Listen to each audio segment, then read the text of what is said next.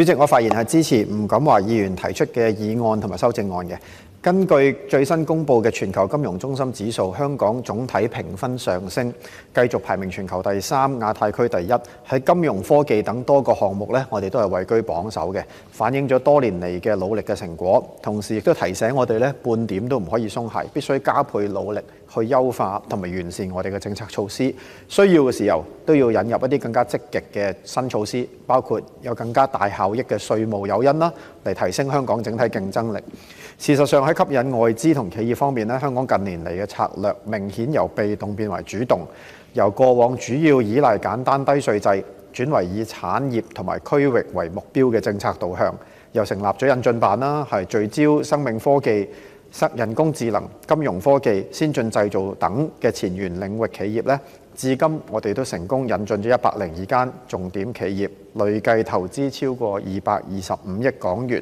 另外，政府亦都為科技企業提供咗針對性稅務寬免，包括提供研發開支最高300% 嘅稅務扣減，專利盒制度將知識產權收入利得稅大幅下調至5%。今年預算案呢，亦都有提出檢視知識產權資本開支扣稅安排，又成立咗稅務政策諮詢委員會，希望廣納工商專業意見，令到香港嘅稅務政策咧更加能夠支持整體經濟發展同埋產業競爭力。但係頭先好多同事都講過啦，而家要對於優質嘅企業，尤其是科技企業嘅競爭非常之大，稅務制度同埋政策都要適時更新同埋持續創新。咁我哋睇下一啲內地同外國嘅例子啦。頭先好多議員同事都有提到啦，譬如我哋國家為例，2025年國家為咗支持科技創新，提供咗超過2萬億元人民幣嘅稅務減免，其中企業研發開支扣減咧就超過咗7600億。措施咧有針對某啲行業啦，譬如我哋一路有做嘅集成電路同埋軟件企業方面嘅特殊優惠啦，有頭2年免稅，之後3年減半嗰個所謂2免3減半啦，亦都有一啲重點企業可以獲得頭5年獲利嘅全免稅務全免，呢啲亦都係國家多年嚟推動嘅政策。新加坡頭先都有同事提到啦，2026年財政預算案，新加坡以 AI 升級為國家戰略核心為主軸，推出咗 AI 相關嘅支出，提供最高400% 企業所得稅嘅扣減，比起我哋嘅300% 咧更加高，更加具吸引力。同時，新加坡亦都提供咗人才政策、資金投入、應用場景、高層統籌等等嘅組合拳，希望去吸引 AI 嘅人才。睇翻呢個競爭就係有幾大啦。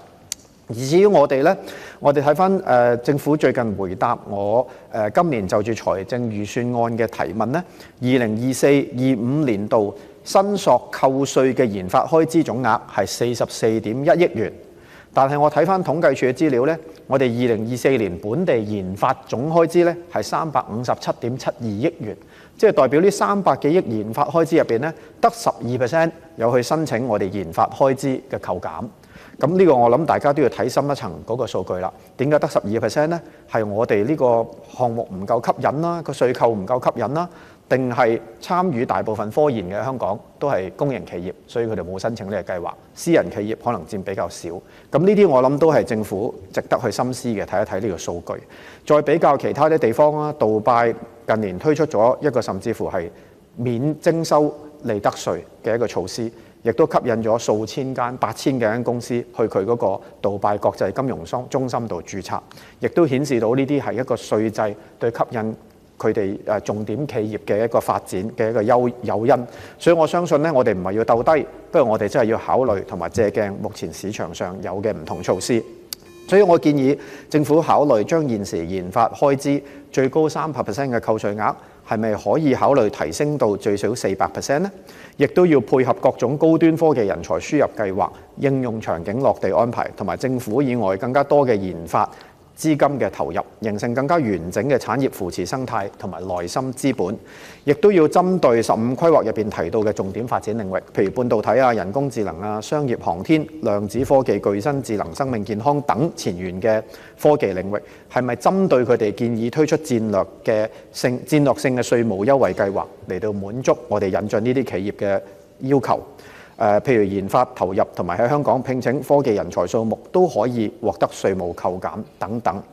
希望我哋喺呢方面能夠吸引到更加具策略性嘅企業引進，希望政府當局能夠考慮。主席，本人謹此陳辭，支持議案。